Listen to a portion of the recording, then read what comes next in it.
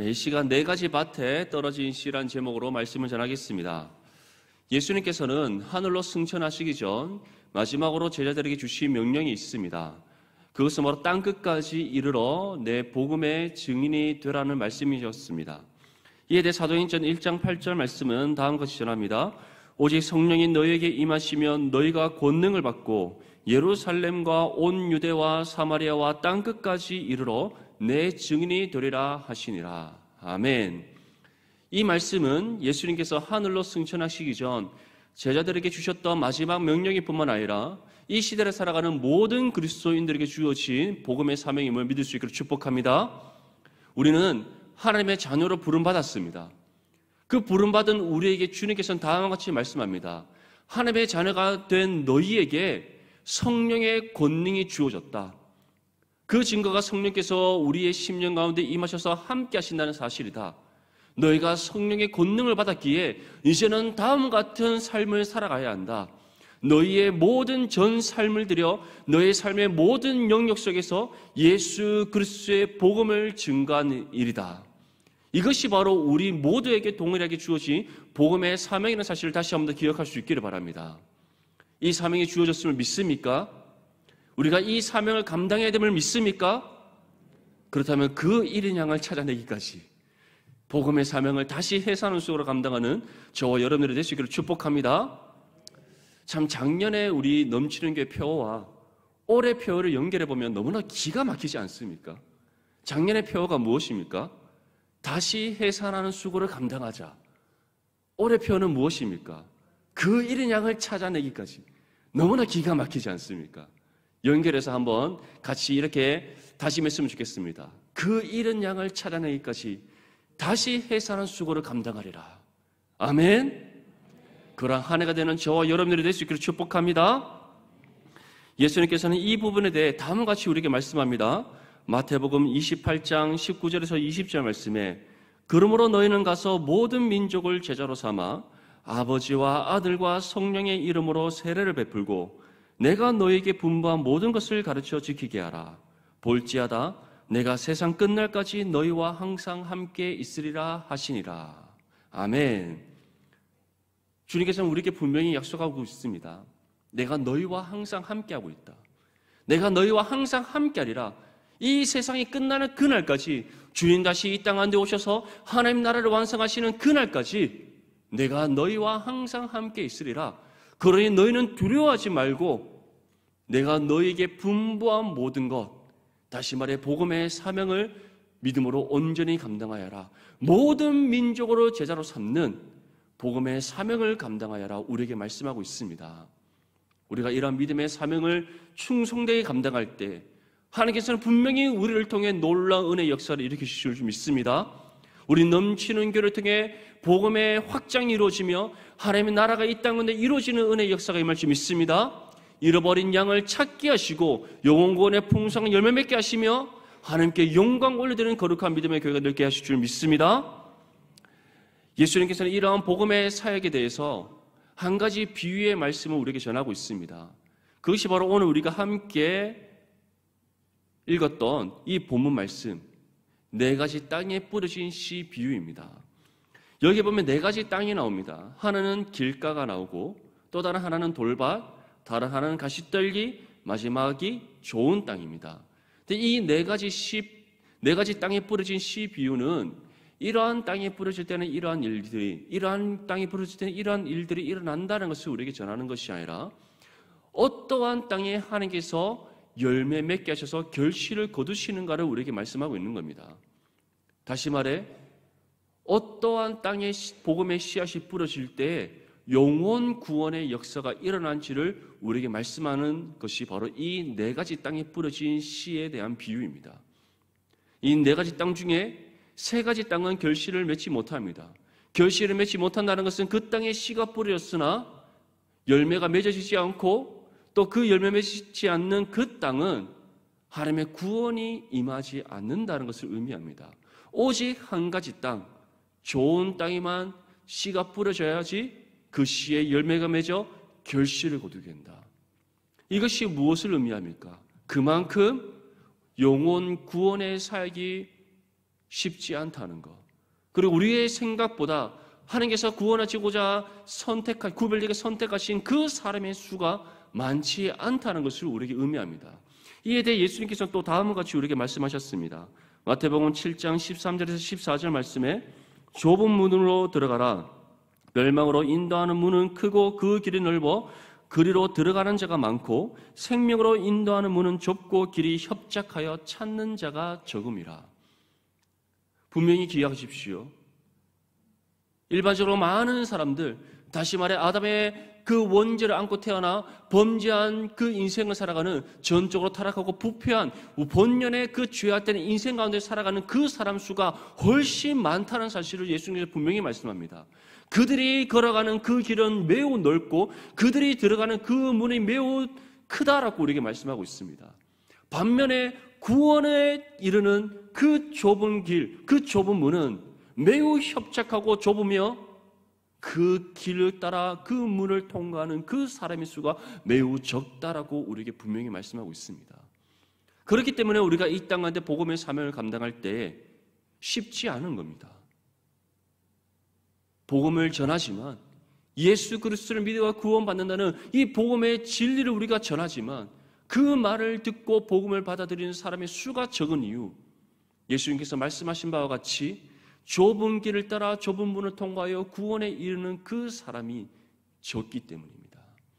그럼에도 불구하고 우리가 이 사역을 감당할 때 우리가 지치지 않을 수 있는 이유, 끝까지 우리의 전 삶을 들여 감당할 수 있는 이유가 무엇입니까? 주님께서 우리와 함께 하시기에, 우리의 안에 임하신 성령께서 우리에게 권능을 주시기에, 또한 우리가 그 잃어버린 한 양을 찾았을 때에 하나님께서 우리에게 주시는 그 은혜의 감격과 기쁨이 세상 그 무엇과도 비교할 수 없는 가장 크고 기쁜 은혜이기 때문에 우리는 이 영혼 구원의 사역을 감당할 수 있다는 사실을 다시 한 번 더 믿을 수 있기를 축복합니다. 우리 모두가 한 번쯤 경험했을 것입니다. 정말 잃어버린 한 영혼을 찾았을 때 주님께서 맛보게 하시는 그 은혜, 그 잃어버린 한 영혼이 주님의 품으로 돌아왔을 때에 그 영혼이 주님을 자신의 구주로 영접하여 자신의 구주됨을 그가 고백하는 그 고백의 소리를 우리가 들었을 때에 하나님께서 우리 안에 샘솟게 하시는 그 은혜, 한 번쯤 모두 경험해 봤을 것입니다. 그 은혜를 맛본 사람은 다시금 세상 가운데 뛰쳐나가 다시 해사는 쑥으로 복음의 사명을 감당하게 됩니다. 왜냐하면 그 은혜의 기쁨과 감격은 세상이 줄 수 없는 것이고 세상에 그 무엇으로 경험할 수 없는 은혜이기 때문입니다.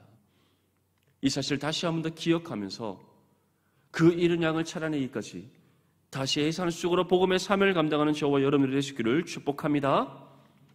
예수님께서는 4가지 땅 중 열매 맺지 못하는 3가지 땅에 대해 다음과 같이 말씀합니다. 우리 본문 3절에서 7절까지 말씀 함께 읽겠습니다. 시작. 들어라, 씨를 뿌리는 자가 뿌리러 나가서 뿌릴새 더러는 길가에 떨어지매 더러는 흙이 얕은 돌밭에 떨어지매 흙이 깊지 아니하므로 곧 싹이 나오나 해가 돋은 후에 타서 뿌리가 없으므로 말랐고 더러는 가시떨기에 떨어지매 가시가 자라 기운을 막음으로 결실하지 못하였고. 아멘. 우리가 이 본문 말씀을 읽을 때 한 가지 가지게 되는 의문이 있을 것입니다. 우리 한국 사람의 입장에서는 아니 씨를 뿌리는데 어떻게 더러는 길가에 떨어지고 돌밭에 떨어지고 가시떨기에 떨어질 수 있는가? 우리는 그런 의문을 가질 수 있습니다. 보통 우리 한국 농경사에서는 씨를 뿌릴 때 어떻게 뿌립니까? 하나하나 아주 한 땀 한 땀 이렇게 씨를 뿌립니다. 콩을 심을 때도 구멍 하나씩 콕콕 내어서 그 구멍에 콩을 하나하나씩 심습니다. 그런데 우리가 다큐멘터리라든지 아니면 세계로 여행 이런 다큐멘터리 같은 것을 보면 이제 외국의 농경의 그런 모습을 보여줍니다.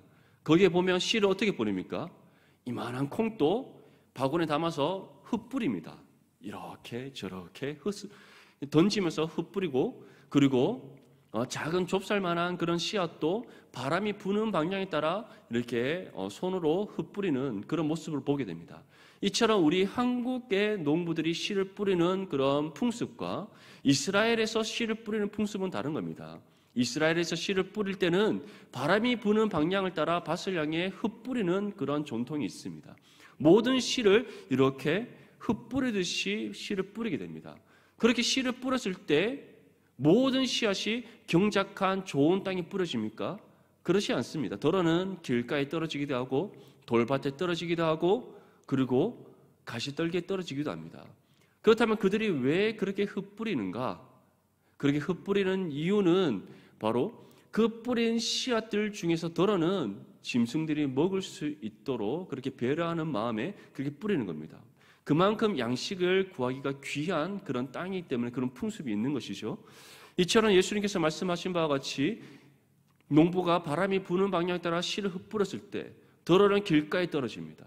또 더러는 돌밭에 떨어집니다. 또 더러는 가시떡에 떨어집니다. 그렇게 떨어졌을 때 어떠한 현상이 일어납니까? 길가에 떨어진 씨앗은 새가 와서 먹어버립니다. 돌밭에 떨어진 씨앗은 잠시 뿌리를 내고 줄기가 자라나 흙이 깊지 않기 때문에 곧 뿌리가 말라 죽어버립니다. 가시떨기에 뿌려진 씨앗은 어떻게 됩니까? 그 씨앗이 그 가시떨기에 뿌려진 그 씨앗이 뿌리를 내고 줄기가 자라나 가시의 그 영향으로 인하여서 열매를 맺지 못하고 곧 타버려 죽어버립니다. 이것이 무엇을 의미합니까? 그들이 특히 돌밭과 가시떨기에 뿌려진 씨앗은 우리와 같이 뿌리를 내고 줄기가 자라나 열매를 맺지 못한다는 것. 그것은 곧 그들이 믿음 있는 모습처럼 보일지 모르나 실제적으로 믿음 없는 것과 같다는 것을 우리에게 말씀하는 겁니다. 예수님께서는 이 비유가 가진 의미를 다음과 같이 우리에게 설명해 주셨습니다. 첫 번째로 길가에 뿌려진 씨 비유에 대해 다음과 같이 설명합니다. 마가복음 4장 14절에서 15절 말씀에 뿌리는 자는 말씀을 뿌리는 것이라 말씀이 길가에 뿌려졌다는 것은 이들을 가리킴이니 곧 말씀을 들었을 때 사탄이 즉시 와서 그들에게 뿌려진 말씀을 빼앗는 것이요. 우리는 이러한 사람들을 가장 많이 보게 됩니다. 어떠한 사람들입니까? 우리가 담대히 믿음으로 복음을 전했는데 강력하게 거부하는 사람들입니다. 사실 복음 전하는 것이 쉽습니까? 가장 친한 친구에게도 복음을 전한다는 것, 한번 교회 가자라는 말을 하는 것도 쉽지 않습니다. 그런데 내가 정말 믿음으로 담대히 기도하여서 결단하여 담대히 복음을 전했는데 대부분 어떤 반응을 보입니까? 나 듣고 싶지 않아. 나 복음에 대해 관심이 없어. 교회 너 혼자 열심히 다니면 돼. 보통 그런 말들을 가장 많이 듣습니다. 예수님께서는 그러한 사람들을 무엇이라고 말씀합니까? 길가에 뿌려진 씨와 같은 사람이다. 그들이 복음을 들으나 사탄이 즉시 와서 그들에게 뿌려진 말씀을 빼앗는다. 이것은 곧 그들은 처음부터 하나님과 아무런 상관이 없는 사람이다라는 것을 우리에게 말씀하는 겁니다. 사랑하는 성도 여러분, 우리가 복음을 전했을 때에 대체로 많은 사람들이 복음을 듣기를 거부합니다. 들어도 듣지 않는 척합니다. 듣지 않는 척만 해도 다행이지만 오히려 우리에게 반발하고 복음을 전하는 우리를 핍박하는 사람들도 있습니다. 그러한 사람들을 만났을 때에 실망하지 않기를 바랍니다. 마음의 상처를 받지 않기를 바랍니다. 오히려 우리는 씨를 뿌린 것으로, 복음의 씨를 뿌린 것으로 만족할 수 있기를 바랍니다. 왜냐하면 그 다음에 역사하시는 분은 누구십니까? 바로 하나님이시기 때문입니다. 우리는 씨를 뿌리는 농부와 같이 믿음으로 담대히 복음의 씨를 뿌릴 뿐입니다. 하지만 때로는 대부분의 씨가 길가에 뿌려진다는 것. 그 길가에 뿌려진 씨는 새가 그 씨를 먹어버리듯이 사탄이 와서 그 마음의 씨를 빼앗아 가버립니다. 그렇기 때문에 그들이 우리가 전하는 복음을 듣지 아니하고 오히려 복음을 전하는 우리를 배척하고 핍박한다 할지라도 실망하지 마시고 마음의 상처를 받지 않기를 바랍니다. 오히려 그 불쌍한 영혼을 위해 기도하는 저와 여러분들이 될 수 있기를 바랍니다. 두 번째로 돌밭에 뿌려진 씨 비유에 대해 다음과 같이 설명합니다. 우리 본문 16절과 17절 말씀 함께 읽겠습니다. 시작. 또 이와 같이 돌밭에 뿌려졌다는 것은 이들을 가리킴이니 곧 말씀을 들을 때 즉시 기쁨으로 받으나 그 속에 뿌리가 없어 잠깐 견디다가 말씀으로 인하여 환난이나 박해가 일어나는 때에는 곧 넘어지는 자요. 이제 두 번째, 세 번째 나오는 이 돌밭과 가시떨기에 속한 사람, 돌밭이나 가시떨기에 뿌려진 씨와 같은 사람은 사실 우리와 같은 믿음의 모습을 띈 사람들, 우리와 같은 신앙의 삶을 살아가는 것과 같은 사람들입니다. 다시 말해 교회 공동체 안에서 우리와 함께 공존하며 믿음의 삶을 살아가는 것처럼 보이는 사람들을 가리킵니다. 그런데 돌밭에 뿌려진 그 씨와 같은 사람에 대해서 예수님께서는 한 가지 특징을 전합니다. 그 특징이 무엇이라고 말씀합니까? 말씀으로 인하여 환난이나 박해가 일어나는 때는 곧 넘어지게 된다. 우리와 같은 믿음의 모습을 가지고 있으나 우리와 같은 신앙의 삶을 살아가는 것처럼 보이나 그들과 우리의 다른 구별점이 어디에서 나타난다고 말씀하고 있습니까? 우리가 이 땅 가운데 믿음의 삶을 살아갈 때 우리가 예수 그리스도로 인하여 받는 환난이나 박해가 일어났을 때에 곧장 넘어지게 된다는 겁니다. 그런데 여기서 또 다른 한 가지 특징이 있습니다. 믿음이 연약한 사람들은 환난이나 박해로 인해서 넘어지기는 하나 어떻게 됩니까? 하나님께서 그 믿음이 연약한 사람을 끝까지 붙잡으시기에 그 연약함을 다시 힘으로 일으키셔서 회복시켜 주시는 은혜를 베풀어 주십니다. 하지만 돌밭에 뿌려진 씨와 같은 사람은 어떻습니까? 하나님께서 그 손을 붙잡고 계시지 않습니다. 그렇기 때문에 그가 예수 그리스도로 인하여 환난과 박해가 일어났을 때에 넘어졌을 뿐만 아니라 그가 예수 그리스도를 부인하여 세상 속으로 다시 돌아가 버리는 겁니다. 이것이 바로 돌밭에 뿌려진 씨와 같은 사람의 특징입니다. 혹시 우리 가운데 이러한 모습은 있지 않습니까? 나에게 환난이나 박해가 왔을 때 하나님을 원망하는 것으로 그치지 않고 주님을 부인하여 떠나버리고 싶은 그런 마음이 혹시 우리 가운데 일어나지 않습니까? 만약 그렇다면 한번 돌아보십시오. 내가 돌밭에 뿌려진 씨와 같은 사람은 아닌지, 아니면 돌밭에 뿌려진 씨와 같은 사람의 모습으로 내가 살아가고 있었던 것은 아닌지, 만약 그러한 모습이 우리 가운데 있었다면 이 시간 주님 앞에 내어놓고 회개할 수 있기를 바랍니다. 돌밭에 뿌려진 씨와 같은 사람은 환난과 박해가 났을 때 예수 그리스도로 인하여 환난과 박해를 세상으로부터 받았을 때에 즉시 그 믿음을 저버리는 사람입니다. 주님을 부인하는 사람입니다. 예수 그리스도를 떠나 다시 옛 죄의 삶으로 돌아가 버리는 사람입니다. 돌아갔을 뿐만 아니라 다시 돌이키지 않는 사람입니다. 왜냐하면 주님께서 처음부터 그를 붙잡고 있지 않았기 때문입니다. 그렇게 그러한 사람은 경건의 모양은 있으나 경건의 열매를 맺지 못하는 것입니다. 사랑하는 성도 여러분, 우리 중 그 어느 누구도 돌밭에 뿌려진 씨와 같은 사람이 있지 않기를 주님의 이름으로 축복합니다. 예수 그리스도로 인하여 환난과 박해가 일어났을 때에 오히려 우리 구주 되시는 예수 그리스도를 의지할 수 있기를 바랍니다. 예수님의 이름의 능력을 의지하여 하나님의 능력과 도움의 손길을 구할 수 있기를 바랍니다. 하나님이 우리와 함께 하신다는 사실, 세상 끝날까지 우리와 함께 하신다 약속하신 그 주님의 말씀을 의지하여 믿음으로 담대히 맞서 싸울 수 있기를 바랍니다. 그 가운데 하나님께서는 연약한 우리를 강건케 하시고 부족한 우리에게 능력으로 채워주시며 그 어떠한 시험과 환난 속에서도 흔들리지 않는 믿음의 온유한 삶으로 세워 믿음으로 승리하는 삶 살아가기 줄 믿습니다. 세 번째로 가시떨기에 떨어진 씨 비유에 대해 다음과 같이 설명합니다. 우리 본문 18절에서 19절 말씀 함께 읽겠습니다. 시작. 또 어떤 이는 가시떨기에 뿌려진 자니 이들은 말씀을 듣기는 하되 세상의 염려와 재물의 유혹과 기타 욕심이 들어와 말씀을 막아 결실하지 못하게 되는 자요. 아멘. 가시떨기에 떨어진 씨와 같은 사람은 어떠한 사람이라고 우리에게 말씀합니까? 세상의 염려, 재물의 유혹, 기타 욕심, 여기에 빠져 살아가는 사람. 그래서 그는 결실하지 못하게 된다라고 말씀하고 있습니다. 이러한 사람이 어떠한 사람입니까? 하나님을 믿는다 말하면서 세상을 섬기는 사람입니다. 다시 말해, 하나님을 믿는다, 나는 하나님을 의지한다, 나는 하나님의 나라의 소망을 붙잡고 살아간다, 내게 주어진 복음의 사명을 힘써 감당하고자 한다라고 말하면서 오히려 세상에 속한 재물, 세상에 속한 욕심, 세상에 속한 모든 것을 바라보고 의지하고 소망하며 살아가는 거짓된 인생이라는 사실을 우리에게 말씀하고 있는 겁니다. 이생의 정욕과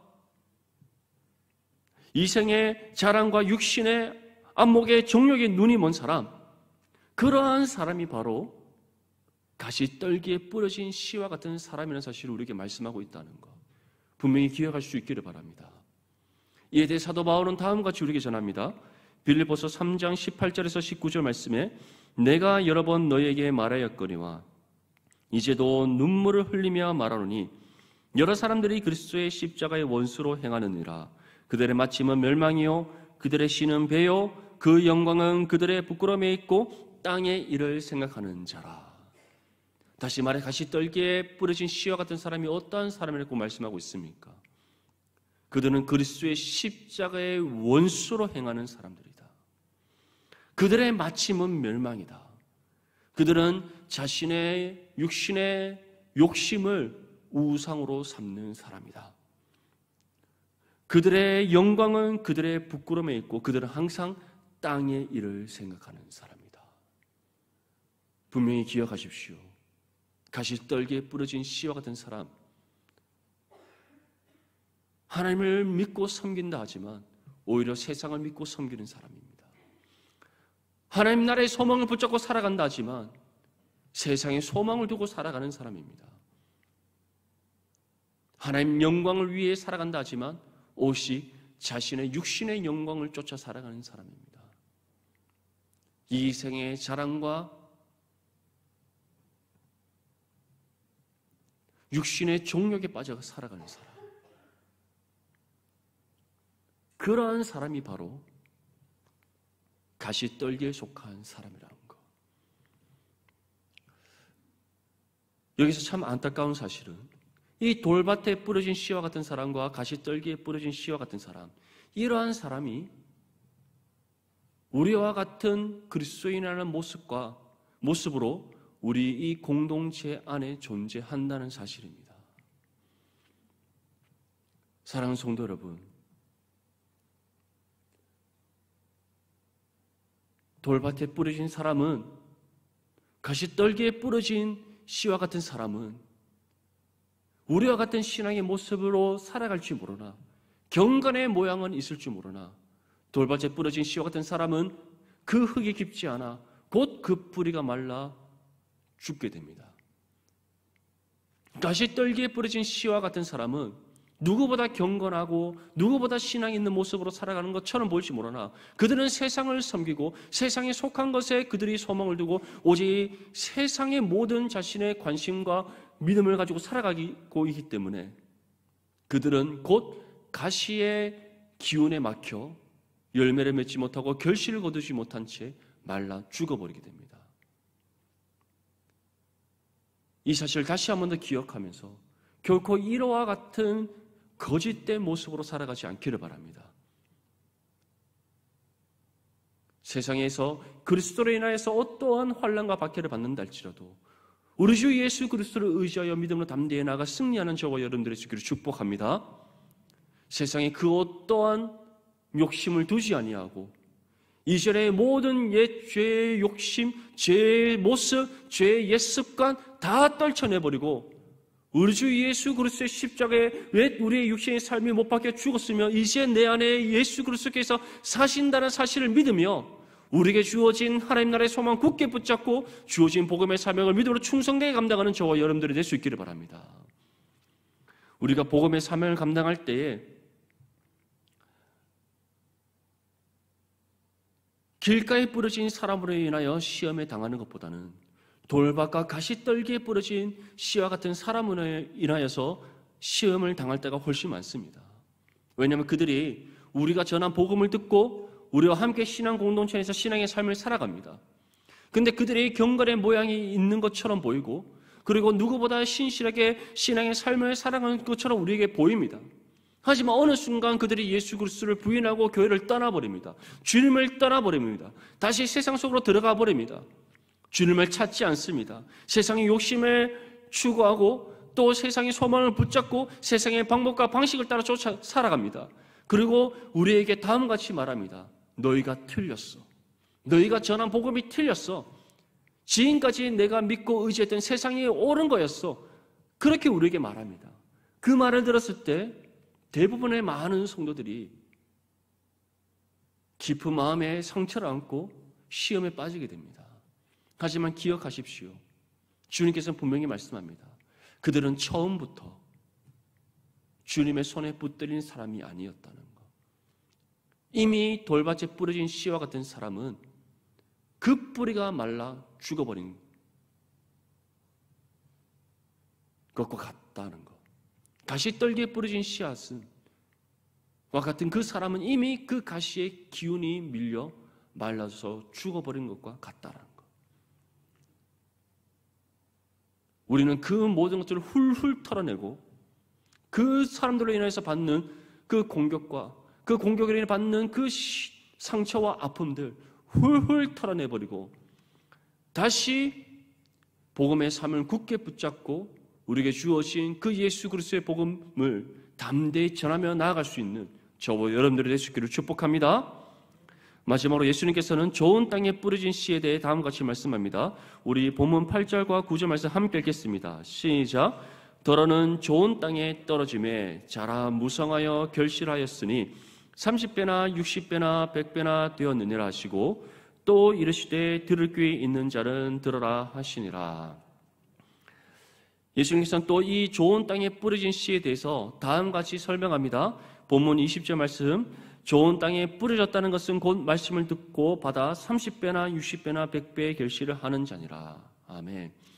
예수님께서 좋은 땅에 대한 비유의 말씀과 또 그 비유의 설명에 대한 말씀, 다른 어떠한 말씀이 없습니다. 무엇이라고 말씀합니까? 그 좋은 땅, 다시 말해 하나님께서 창세전에 구별되게 선택하셔서 자신을 하나님 앞에 거룩하고 흠이 없는 존재로 세우시고자 하나님께서 예정하신 그 사람에게 우리가 복음을 전했을 때에 그 사람의 마음에 복음의 씨앗이 뿌려졌을 때 반드시 30배, 60배, 100배의 열매와 결실을 거두게 된다.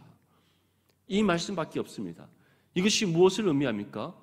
하나님께서 구별되게 선택한 그 사람, 하나님께서 구원하시고자 예정하신 그 사람, 우리가 복음을 전하는 그 씨앗이 그 사람에게 뿌려졌을 때에 반드시 열매 맺게 하신다는 것.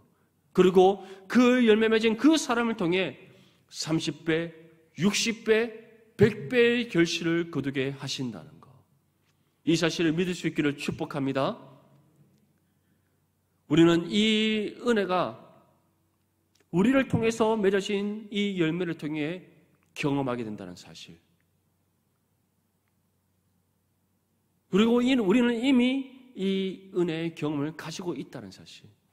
그렇기 때문에 이전에 길가에 뿌려진 씨와 같은 사람이라든지 돌밭에 뿌려진 씨와 같은 사람이라든지 가시떨기에 뿌려진 씨와 같은 사람이라든지 그러한 사람들로 인해 우리가 받은 상처와 아픔이 있다 할지라도 우리는 다시 그 모든 걸 훌훌 털어내고 다시 해사는 쑥으로 복음의 삶을 감당할 수 있는 것입니다.